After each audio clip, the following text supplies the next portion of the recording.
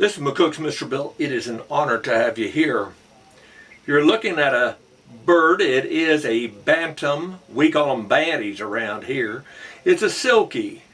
And they got the name because their feathers are so small it almost looks like they have fur for skin. Absolutely. And so much hair around their face you would almost think that they can't see very good.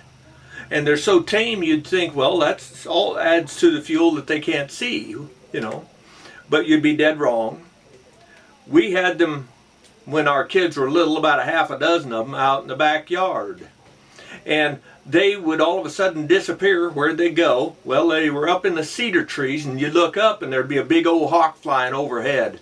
They had the wisdom and the eyesight to spot that hawk up there and run for cover. Run for cover. This is just a single. We picked him up for $5, just a young one.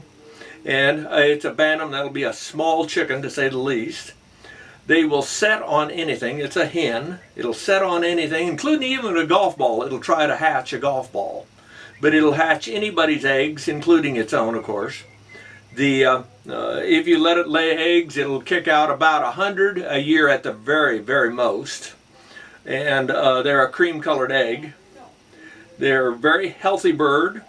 They do like to dig in the dirt, so even though I have it off ground, I had a pan about 1.5 inches of dirt in there by, about 10 by 15 dirt, so it can get up in there and dig and scratch and be a chicken. And the amount of feed, a $10 bag of feed will feed it for a year. Yeah, we'll feed it for a year. And they can live about 5 years. It's an enjoyable bird. That's just all there is to it. Yep. And they're tame. They don't bother anything. They're quiet. Consider a silky in your future. And for sure, it's one of the critters that when you look at it, it's hard not to smile. It's hard not to smile. After you get done playing with it, as any poultry, I advise you to always wash your hands.